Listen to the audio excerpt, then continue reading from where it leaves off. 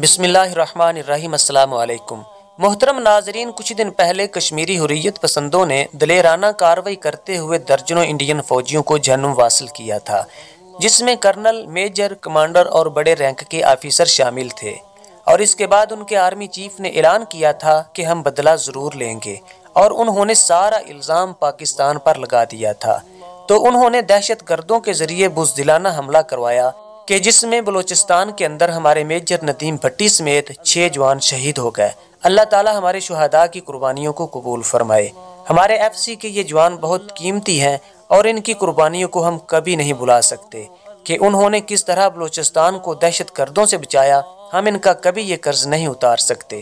پاکستان دشمن کو ضرور جواب دے گا، اور یہ جواب کیسے دیا جائے گا یہ الگ بات ہے، کیونکہ پاکستان کے پاس جواب دینے کے لیے وسیع میدان ہے۔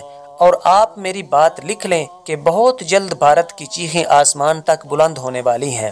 یہ کیسے ہوگا یہ بتانا قبل از وقت ہے، لیکن ایک مثال سے ہم اس کی وضاحت ضرور کریں گے کہ 2019 میں پاکستان نے افغانستان میں بھارت کے دہشت گردوں کا جس طرح صفایا کیا تھا وہ دنیا کے سامنے ہے۔ اور پھر اشرف غنی اور حامد کرزئی بھی چیخے تھے، اور ان کے NDS کے سابق چیف نے کہا تھا کہ پاکستان گھس کر آیا ہے اور مار کر گیا ہے۔ وہاں پر TTP، داعش اور را کے اہم ترین آفیسر مارے گئے تھے، اور بھارت کی اتنی جرت بھی نہیں تھی کہ وہ پاکستان پر الزام ہی لگا سکے، کیونکہ دنیا پوچھتی کہ تمہارا TTP، داعش سے کیا لینا دینا تھا، اور تم نے اپنے را کے اتنے اہم آفیسر وہاں کیوں بھیجے تھے۔ محترم ناظرین، پاکستان ایک بہادر ملک ہے اور بزدلانہ وار کبھی نہیں کرتا۔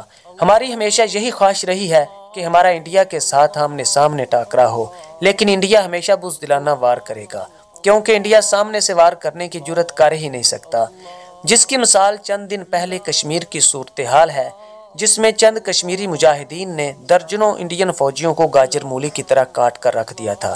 بھارت کے عزائم کیا ہیں اور موجودہ صورتحال کچھ یوں ہے کہ آج کل جب وہ انڈیا کے موسم کی صورتحال بتاتے ہیں تو وہ گلگت بلتستان اور مظفر آباد آزاد کشمیر کا موسم بھی دکھا رہے ہیں، یعنی وہ قوم کو ذہنی طور پر تیار کر رہے ہیں کہ ہم اکھنڈ بھارت بنائیں گے، اور یہ آپ کا حصہ ہے اور آپ نے اس علاقے کو لینا ہے، اور وہ بڑے لیول پر جنگ کی تیاری کر رہے ہیں، اور کھلم کھلا کہہ رہے ہیں کہ ہم بلوچستان کو الگ کریں گے، پاکستان کو توڑیں گے۔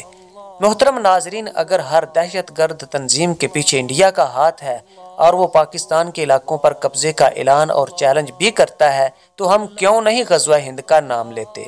ہم غزوہ ہند کی تیاری کیوں نہیں کرتے؟ اب وقت ہے کہ فرقہ واریت پھیلانا بند کی جائے اور قوم کو متحد کر کے غزوہ ہند کی تیاری کی جائے، جس کی رسول اللہ صلی اللہ علیہ وسلم نے بشارت دی تھی۔ آپ اسرائیل کو دیکھ لیں، حدیث شریف میں ہے کہ غرقد کا درخت یہودیوں کو بچائے گا، تو انہوں نے 4 کروڑ درخت لگا دیے ہیں۔ یہ یہودیوں کا یقین ہے۔ ہم آپ صلی اللہ علیہ وسلم کے کلمہ گو امتی ہیں، ہمارا یقین اس سے بڑھ کر ہونا چاہیے۔ ہم کیوں نہیں حدیث پر عمل کر کے خود کو غزوہ ہند کے لیے تیار کرتے؟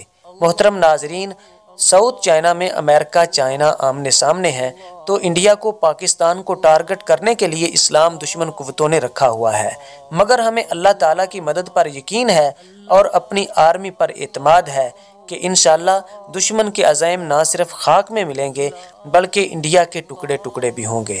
محترم ناظرین، امید ہے کہ آپ کو ہماری یہ ویڈیو پسند آئی ہوگی۔